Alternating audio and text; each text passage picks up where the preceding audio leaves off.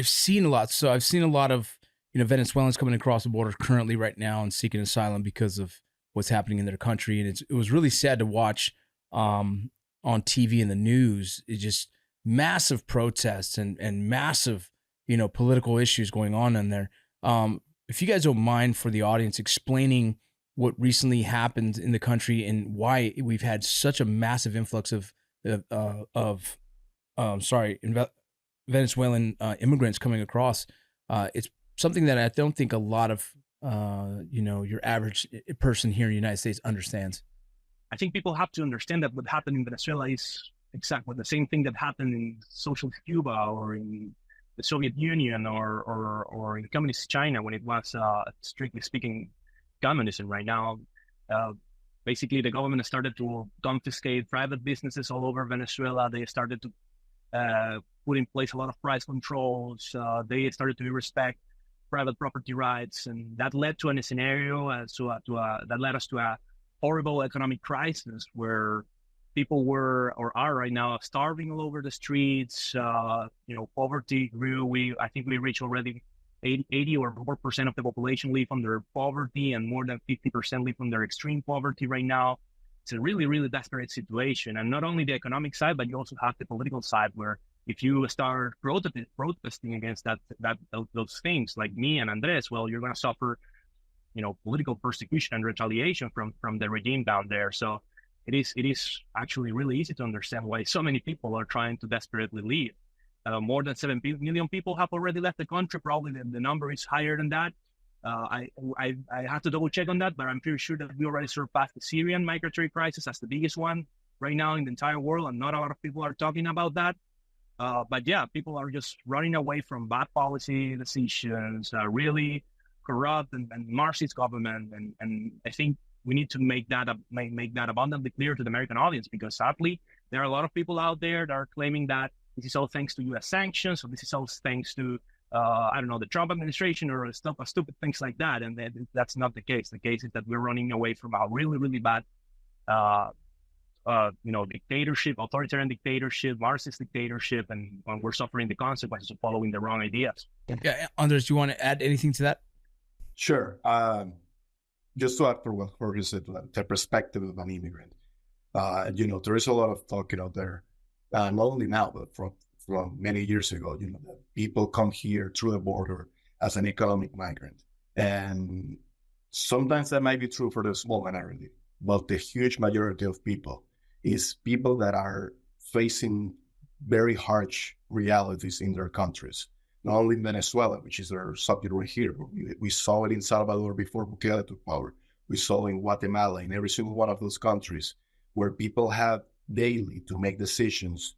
Do we feed our children, or do we buy eggs? Do our children get to go to school, or do they have to join a gang?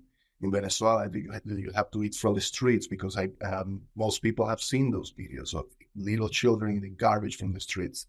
So it's a bunch of decisions that lead people to a desperation where, do I stay in this hell that is reality, or do I go somewhere? So the U.S. is a destination. Colombia is the biggest destination for refugees from Venezuela.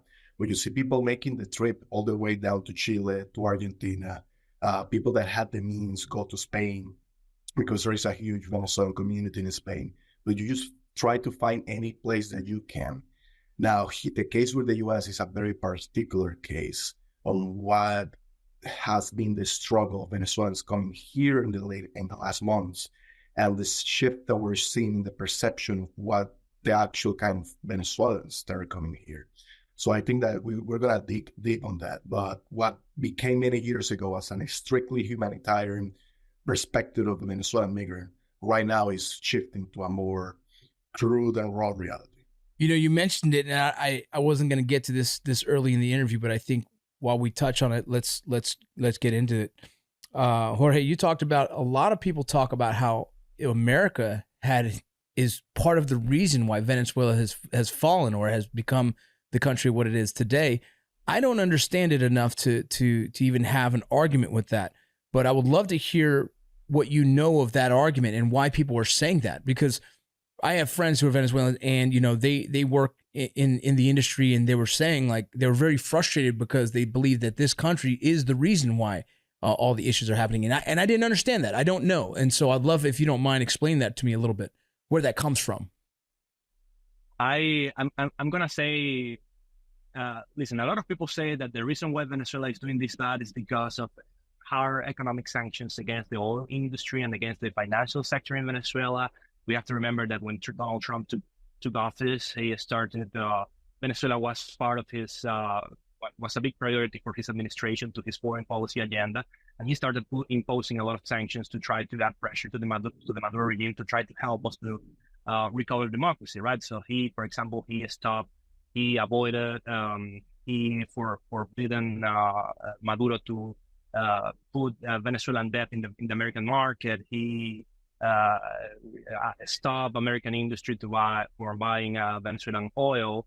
And that's like the main argument that these people make, like, hey, well, thanks to these decisions coming from the US, is that Venezuela is doing this bad. But we have to remember that this never happened before 2016. And this horrible economic crisis that I'm describing right now started at least in the year 2013 and 2014. That's when we started to see this big scarcity in the marketplace. Services like electricity, water supply, internet connection, all of that started to slowly disappear. And there was not a single sanction against the Venezuelan economy during that day. Actually, if you start looking, if you pay close attention, you're going to realize that after U.S. sanctions, something incredible happened in Venezuela. Is that, and this is like Maduro he needed more money because of the U.S. sanctions, and he decided to start staying away from most of the Marxist policy that he put in place in the first place. So thanks to that, he made some reforms, small, but they did make a little bit of sense. He removed all of the price controls. He actually returned some of the private properties and private businesses that they confiscated in the past. He returned some of that to their previous owners.